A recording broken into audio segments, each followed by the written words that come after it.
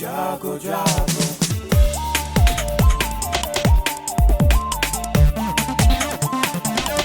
Radio जागो जागो radio जागो 90.4 FM।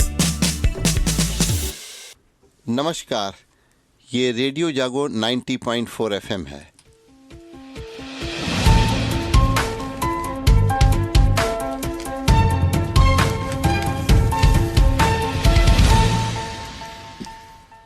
अब आप अभय शंकर गौड़ से आज की हलचल सुनिए। कल प्रधानमंत्री नरेंद्र मोदी ने एक्स पर पोस्ट कर साझा किया कि चरण सिंह, नरसिंहा राव और स्वामीनाथन को भारत रत्न की घोषणा की जा रही है।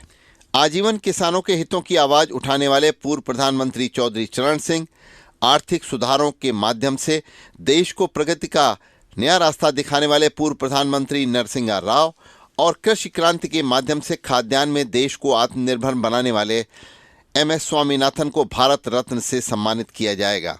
प्रधानमंत्री नरेंद्र मोदी ने एक्स पर पोस्ट कर इसकी जानकारी साझा की है। इसके पहले सरकार सामाजिक न्याय के पुरोधा कर्पूरी ठाकुर और राम मंदिर को भारतीय राजनीतिक विमर्श के केंद्र में लाने वाले लाल कृष्ण आडवाणी को भारत रत्न से सम्मानित करने की घोषणा कर चुकी है। इस तरह सरकार ने इस साल 5 हस्तियों को भारत रत्न से सम्मानित करने का फैसला किया है। यह एक वर्ष में देश का सर्वोच्च नागरिक सम्मान दिए जाने की सबसे अधिक संख्या है। इससे पहले 1999 में 4 हस्तियों को भारत रत्न प्रदान किया गया था। प्रधानमंत्री नरेंद्र मोदी ने पहले पोस्ट में चौधरी चरण सिंह को भारत रत्न से सम्मानित करने को सौभाग्य बताया। प्रधानमंत्री ने कहा कि चरण सिंह ने किसानों के अधिकार और उनके कल्याण के लिए अपना पूरा जीवन समर्पित कर दिया था।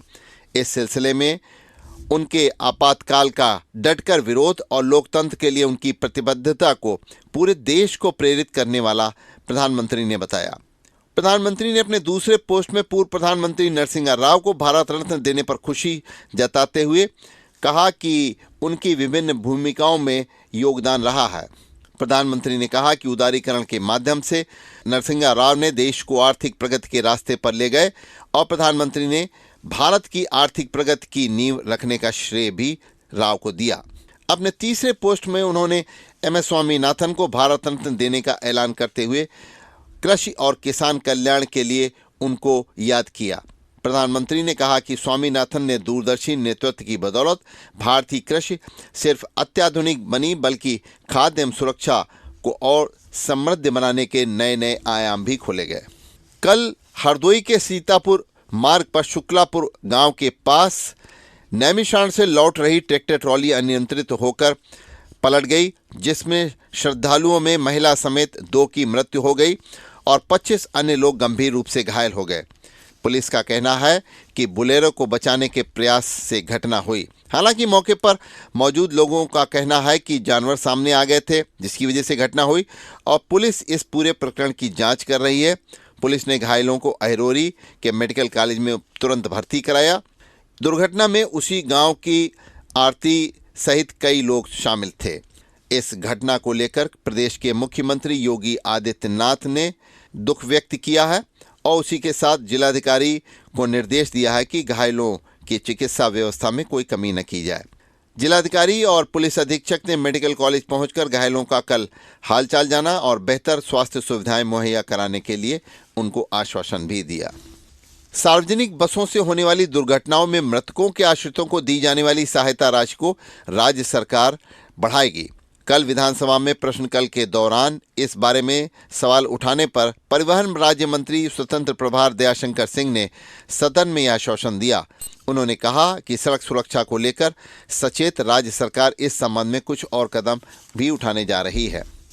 कल उत्तराखंड के बनभूलपुरा में उपद्रव हुआ और उसके बाद स्थिति तनावपूर्ण बनी हुई है और कल शाम हल्द्वानी पहुंचे मुख्यमंत्री पुष्कर सिंह धामी ने कहा कि बनभूलपुरा में हिंसा करने वालों को चिन्हित कर रासुका की कार्रवाई की जाएगी। उन्होंने यह भी कहा कि स्थिति नियंत्रण में है। जिलाधिकारी वंदना सिंह ने बताया कि उपद्रवियों ने साजिश के तहत घटना को अंजाम दिया। बरेली में हल्द्वानी में हिंसा के बाद वहां पर इत्तिहारे मिल्लत काउंसिल के आह्वान पर जेल भरो आंदोलन के लिए निकली भीड़ का एक समूह कल श्यामगंज में राहगीरों पर हमलावर हो गया और इसको लेकर जिलाधिकारी रविंद्र कुमार ने कहा है कि मौलाना तौकीर ने आंदोलन की घोषणा की थी, वह कुछ दूर तक आकर लौट गए, किसी की गिरफ्तारी नहीं की गई है। और आपत्तिजनक बयान के संदर्भ में एसएसपी ने कहा कि सभी पहलुओं को परखा जा रहा है, माहौल खराब करने वालों पर प्राथमिकी दर्ज की जाएगी। अयोध्या में पर्यटकों की सुविधा के लिए कल 136 गाइड की टीम तैनात रहेगी। इन्हें हिंदी और अंग्रेजी सहित 14 भाषाएं बोलने और समझने के अलावा पर्यटकों से अच्छे व्यवहार का प्रशिक्षण दिया जाएगा। पर्यटन मंत्री जयवीर सिंह ने 22 गाइडों को कल प्रमाण पत्र व लाइसेंस भी वितरित किए। हिंदी और अंग्रेजी भाषा के अलावा 47 गाइड को गुजराती, 29 को तेलुगु, 27 को बंगला, 23 को नेपाली, 22 को मराठी, 5 को पंजाबी भाषा की जानकारी है। अयोध्या में तैनाती के लिए जिन गाइडों को लाइसेंस व प्रमाण पत्र जारी किए गए हैं उनमें देवरिया के अकबर व वाराणसी के सलमान भी शामिल हैं। मुख्यमंत्री योगी आदित्यनाथ विधान परिषद में कल कहा कि 7 वर्ष में शिक्षा के उत्थान के लिए जो प्रयास किया गया है वह सर्वविदित है। बेसिक शिक्षा परिषद में 1.32 लाख विद्यालयों को कायाकल्प योजना से जोड़कर इंफ्रास्ट्रक्चर सुधारने का प्रयास हुआ है। सरकारी स्कूलों में 40 लाख से अधिक बच्चों ने प्रवेश लिया है। सभी बच्चों को 2 यूनिफॉर्म, बैग, बुक, जूता, मोजा, स्वेटर प्रदान किया जा रहा है और सरकारी स्कूलों में चरणवार एनसीईआरटी के पाठ्यक्रम को लागू करने के प्रयास भी किए जा रहे हैं। केंद्र सरकार ने कहा है कि जिन करदाताओं ने टीडीएस काटने के बाद आयकर रिटर्न दाखिल नहीं किया है उन्हें जल्द ही आयकर विभाग नोटिस भेज सकता है। ऐसे मामलों में सख्ती करने की तैयारी की जा रही है। केंद्रीय प्रत्यक्ष कर बोर्ड सीबीडीटी के मुताबिक टीडीएस कटने के बाद रिटर्न न जमा करने वाले ऐसे करदाताओं की संख्या करीब 1.5 करोड़ है। विभाग ने केवल उन्हीं को नोटिस भेजेगा जिनके बारे में उसके पास निश्चित जानकारी है कि उन्होंने टीडीएस का रिटर्न नहीं फाइल किया है। दुनिया के समक्ष स्वच्छ जल का आने वाले दिनों में संकट होने का जो अनुमान लगाया जा रहा है और नेचर कम्युनिकेशन जर्नल में इस बारे में एक अध्ययन प्रकाशित हुआ है। उसमें कहा है कि 39% नाइट्रोजन प्रदूषण 2050 तक बढ़ जाएगा और 10,000 से अधिक नदियों व बेसिनों पर इसमें शोध किया गया, जिससे निकला कि वर्ष 2050 तक पहले के अनुमान की तुलना में 4 करोड़ वर्ग किलोमीटर नदी घाटी क्षेत्र और 3 अरब अतिरिक्त लोगों को स्वच्छ जल की कमी का सामना करना पड़ेगा। Parts dam institute for climate inspect research Germany तथा नीदरलैंड के शोधकर्ताओं ने यह दावा किया है। यह शोध नेचर कम्युनिकेशन जर्नल में प्रकाशित भी हो चुका है। दुनिया भर के नदियों का मूल्यांकन इसमें किया गया है।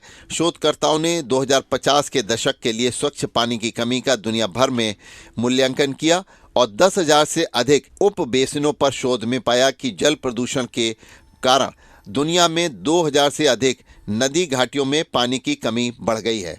एक शोध के अनुसार अनिद्रा की समस्या से निजात पाने के लिए रात को आहार में फलों को शामिल करने की सलाह दी गई है। अधिकतर डॉक्टरों का मानना है कि वयस्कों को हर दिन 7 या 8 घंटे की नींद अवश्य लेनी चाहिए। नींद को नजरअंदाज करने से मानसिक स्वास्थ्य पर हानिकारक प्रभाव पड़ सकता है। स्वास्थ्य विशेषज्ञ का कहना है कि डिनर में कुछ फलों को शामिल करने से उनके सूजन रोधी गुणों यानी कि मेलाटोनिन और पोटेशियम के कारण बेहतर नींद में मदद मिल सकती है। विशेषज्ञों ने शीर्ष 5 फलों के नाम भी गिनाए हैं, जिनमें सेब है, चेरी है, कीवी है, केला है और अनानास भी शामिल हैं। पूर्वोत्तर रेलवे के लखनऊ मंडल में बुड़वल सीतापुर खंड पर पैच दोहरीकरण यानी प्री नॉन इंटरलॉकिंग कार्य एवं सीआरएस निरीक्षण को लेकर कल से 14 फरवरी तक सभी ट्रेनें बंद रहेंगी।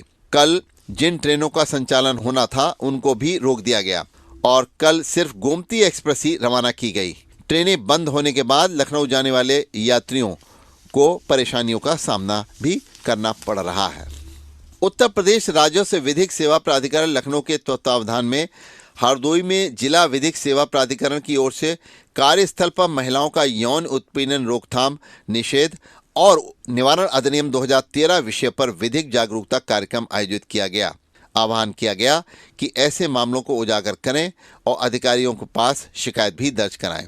कार्यक्रम का आयोजन जनपद न्यायालय के केंद्रीय सभागार में समस्त विभागों के नोडल अधिकारियों के साथ किया गया, जिला जज राजकुमार सिंह की अध्यक्षता में हुआ और सचिव सुधाकर दुबे ने इस संबंध में जानकारी दी कि वर्तमान समय में अपने घरों से बाहर निकलकर कार्य करने वाली समस्त महिलाओं के लिए यह अधिनियम बनाया गया है और इसका उनको लाभ लेना चाहिए।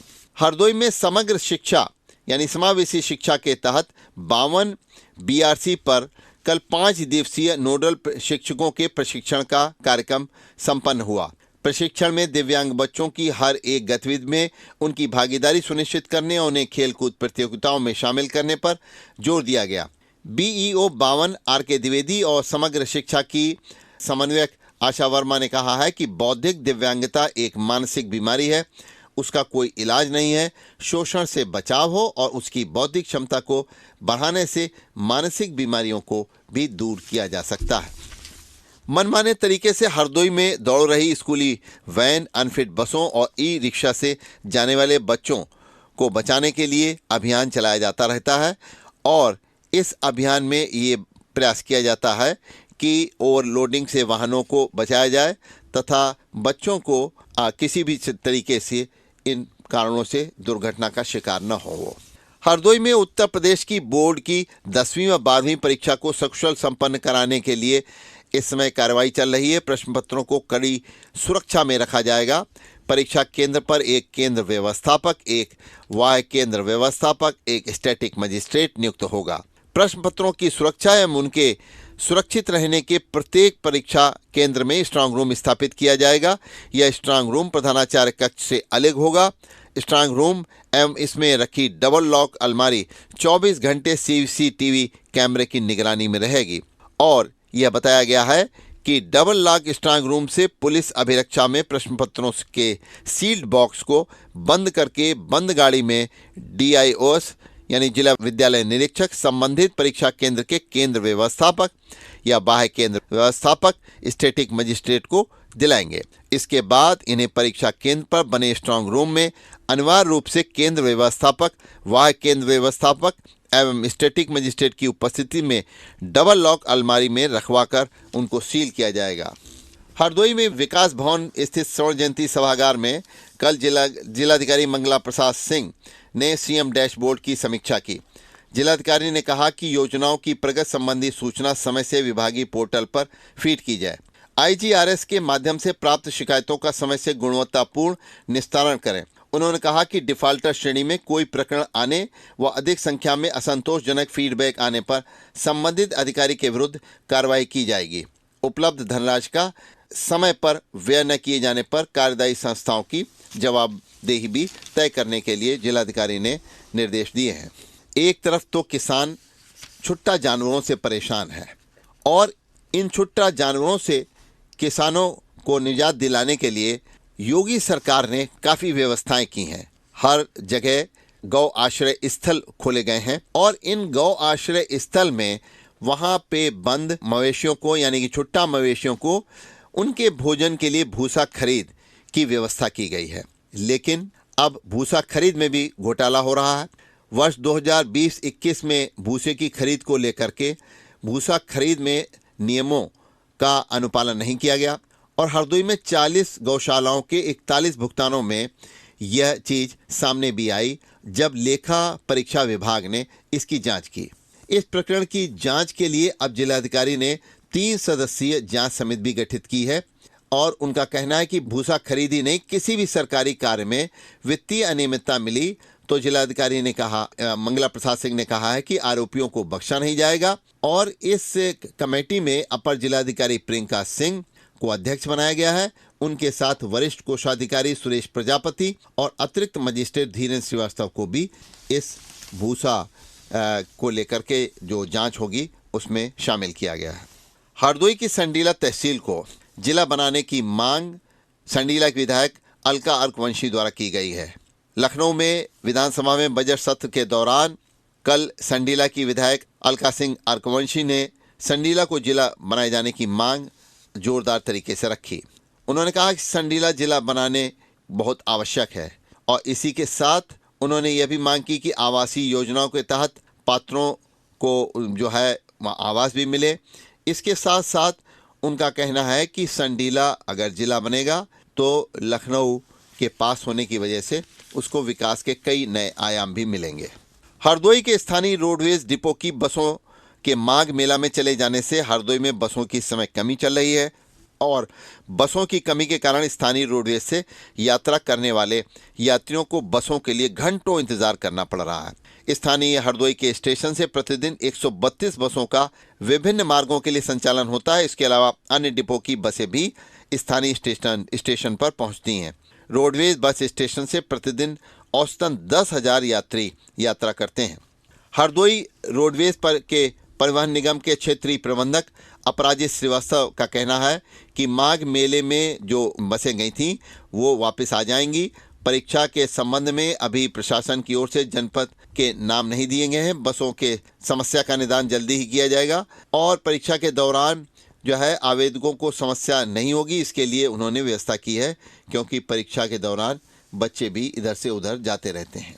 अभी आप सुन रहे थे अभय शंकर गौड़ से आज की हलचल। सुनते रहिए रेडियो जागो 90.4 FM। आप खुश रहें, स्वस्थ रहें, आपके सुखमय जीवन की हम कामना करते हैं। आइए सुनते हैं रेडियो जागो 90.4 FM के अन्य संगीतमय कार्यक्रम।